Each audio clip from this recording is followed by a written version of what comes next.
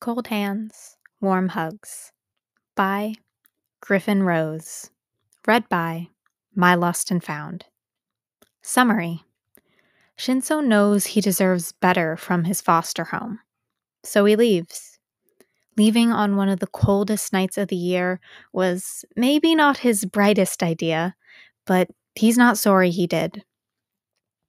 Shouta was looking forward to his quiet weekend break. He was going to catch up on some much-needed sleep. But perhaps plans change, and sometimes that's okay. The window slid open silently. Shinsou took careful breaths through his nose, his whole body shaking. He dreamed of this moment for years, but he hadn't thought he'd ever reach a point where he'd do it. He hadn't thought he'd break so easily after all this time. The muzzle wasn't new. It was standard procedure whenever he went home. But after so many weeks in the dorms, after so long around people who didn't look at him with fear, he couldn't handle it. He deserved better than this crap fest. The dorms felt more like home than this house ever had. It was a shame the dorms were closed for the holiday weekend. It had been made expressly clear that the students were not allowed back in the dorms until they reopened after the holidays. If it wasn't below freezing now, Shinsou would simply find a park to spend the next few days in. If he was closer to any of his classmates, he might even go to them for the rest of the break.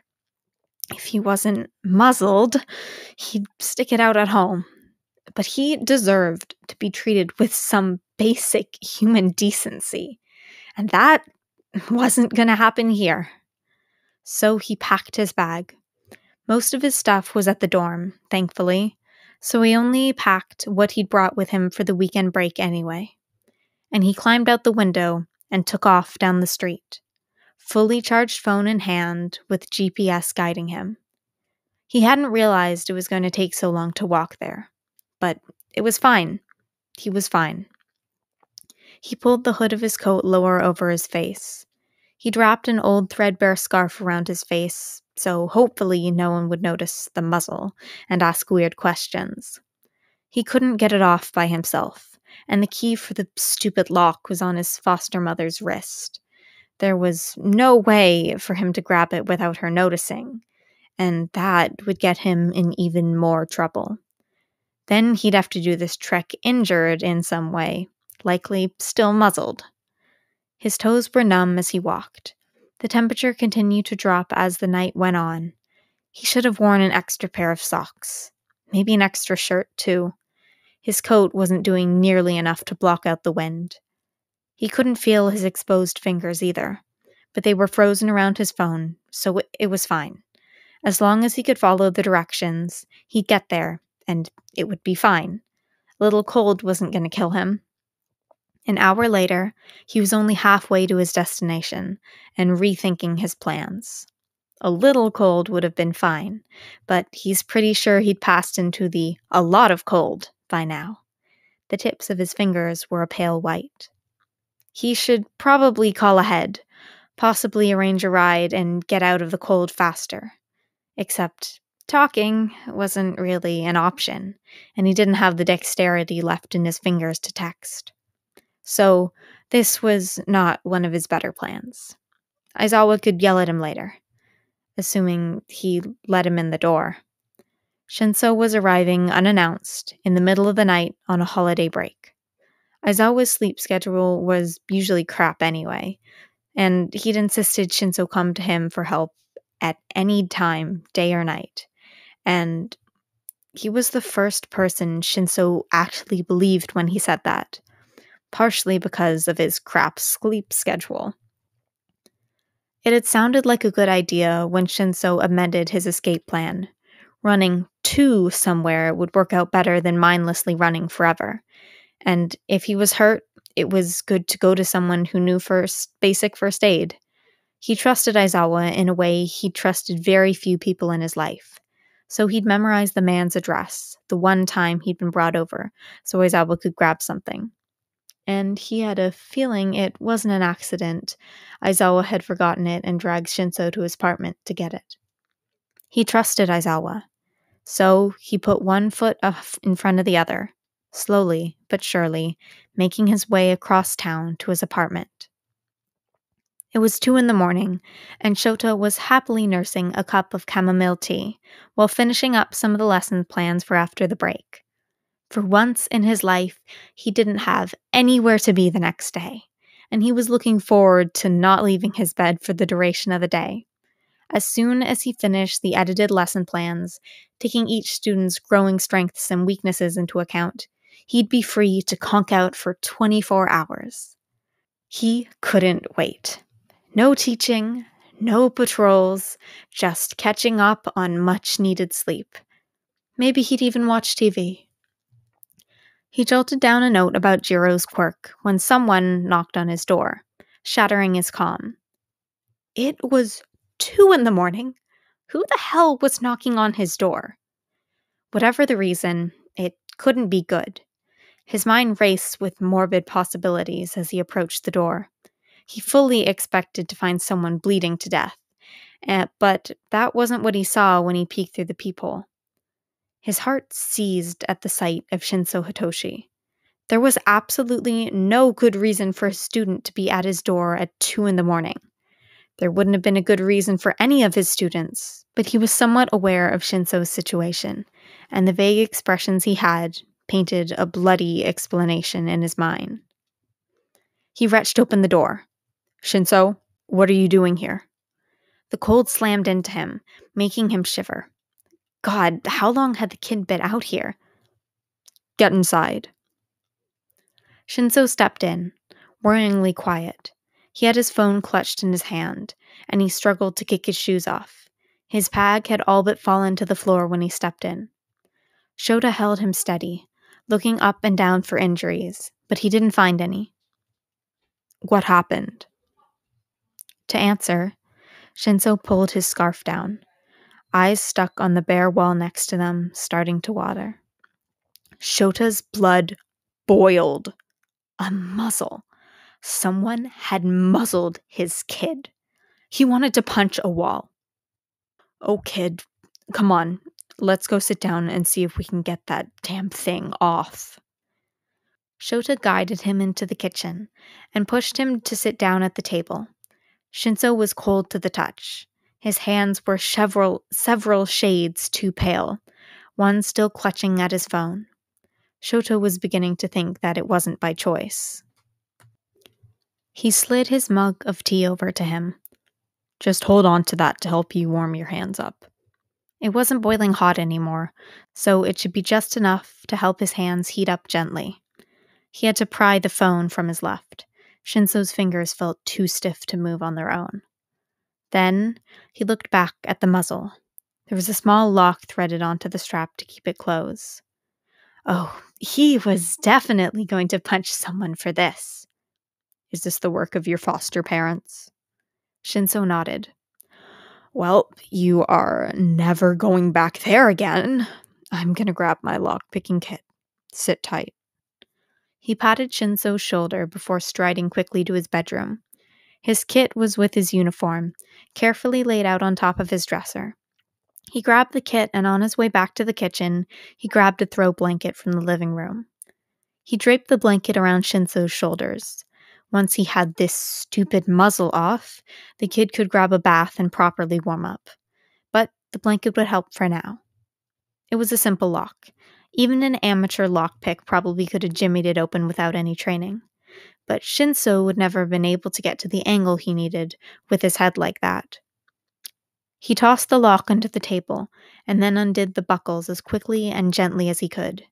Shinsou ripped the muzzle off once he felt the give, gasping for air and stretching his jaw. "Thank you." Still standing, Shouta pulled him into a hug. Shinsou buried his face in Shota's stomach, weak hands clasping the back of Shota's shirt. "I'm sorry they did that to you. You're safe now. You are not going back." He'd wished the kid had told him before. that he'd been able to get him out of here before this night happened. He wished the kid hadn't felt like he needed to run away in the middle of the night on one of the coldest nights of the year, that he hadn't had to walk God knows how long in those freezing temperatures. At least it wasn't raining on top of everything else. Shouta would take what victories he could find. Do you have any injuries I should know about?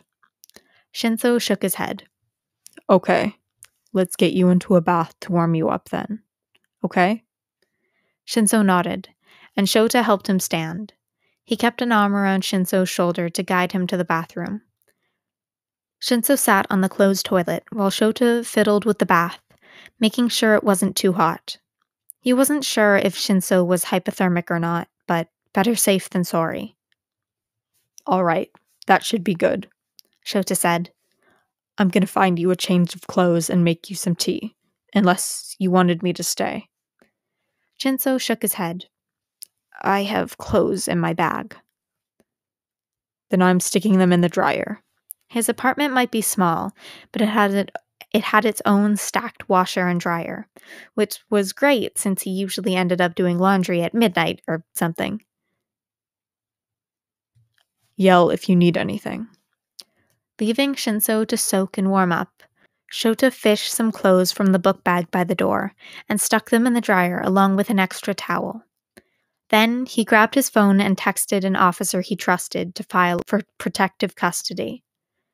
As a pro hero, he was automatically cleared for temporary custody of any minor, and he'd found it useful as an underground hero to be a registered foster parent as well. He'd gotten more than one kid off the streets by giving them a couch to crash on for a few weeks. Shinsou would be able to stay with him as long as he wanted, without even challenging his current foster parents about it. Shouta was going to challenge them, though. Anyone who treated a kid like an animal should not be trusted to take care of any more kids. They should be charged with child abuse and thrown in jail. But he had little faith in the system to do what it was supposed to do. As long as they lost their foster licenses, Shouta could live with that. He also sent a heads-up text to the principal Nezu and Shinsou's homeroom teacher, just in case they got dragged into it somehow. While he started boiling water for fresh tea, he hastily finished off the rest of his lesson plan.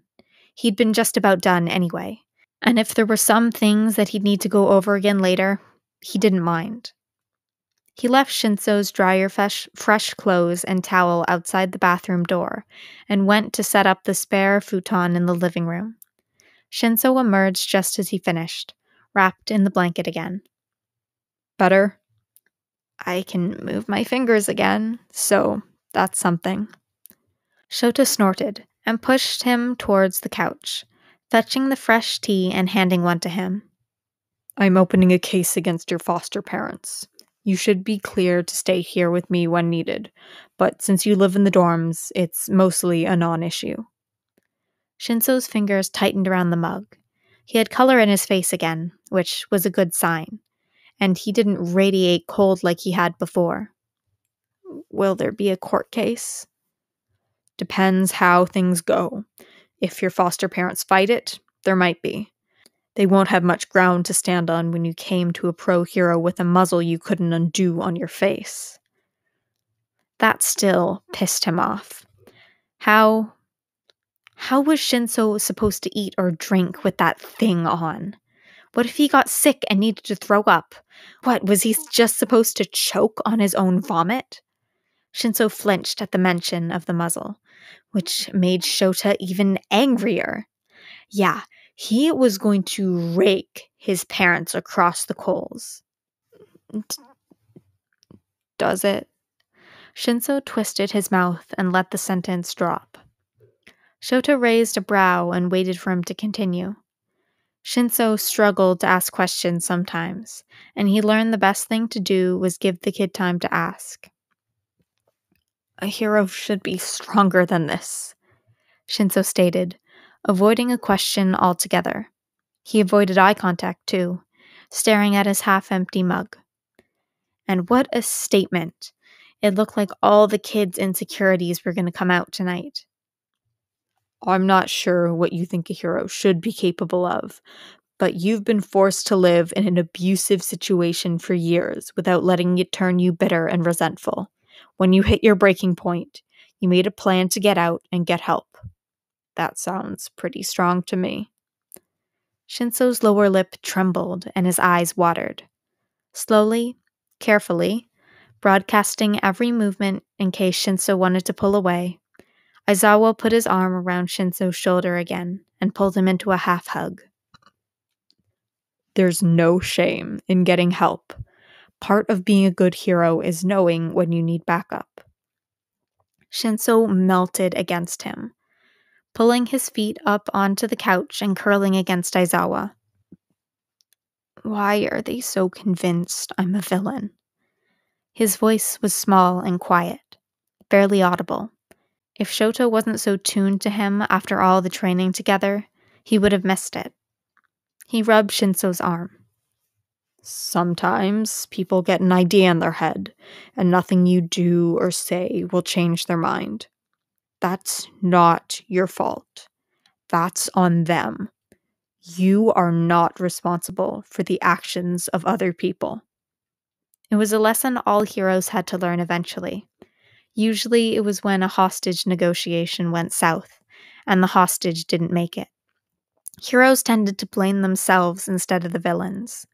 Shouta wasn't exempt from that, but it was easier advice to give than to follow. You're going to make a great hero, Shouta went on. You know I wouldn't have spent my time training you otherwise. Shinsou snorted. It was a step in the right direction, at least. Finish your tea. Then you need to get some sleep. You're one to talk, Shinsou muttered into his mug. Shouta leaned his head back onto the couch. I was planning to sleep for the next 24 hours, actually, so there. The joke didn't get the reaction he'd expected. Sorry, you probably didn't want to deal with a kid during the break. Shinsou started pulling away. Shouta held him tighter against his side. I didn't expect to, no, but plans change. You should probably sleep for the next 24 hours, too. I feel like I could, Shinsou admits. Then sleep, Shouta says. There was more to talk about. He wanted the kid's damn life story, every instance of abuse Shinsou could remember, so Shouta could level his foster parents like a tsunami. They'd have to discuss a more permanent living situation, too. Shinsou was more than welcome to spend breaks on Shouta's spare futon, regardless of what happened with the paperwork and legal side of things. They could also cut through the red tape and make Shouta an official guardian. And if that was going to be the case, then he should really move to a 2-bedroom apartment so Shinsou wasn't stuck on the living room floor all the time.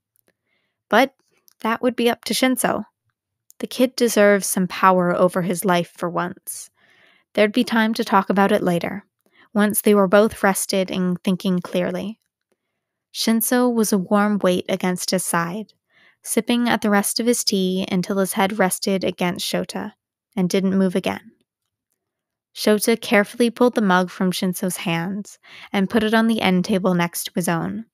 He tried to shimmy out from under the kid, but Shinsou grasped at his shirt.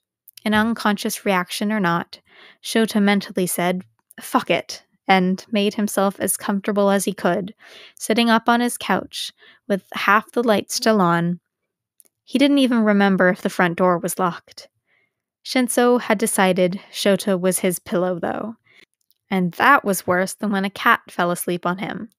A cat might get huffy and go find another place to sleep if you picked it up, but Shinsou likely wouldn't go back to sleep. And the kid needed his sleep. So Shouta was stuck like this. Truthfully, he didn't mind all that much.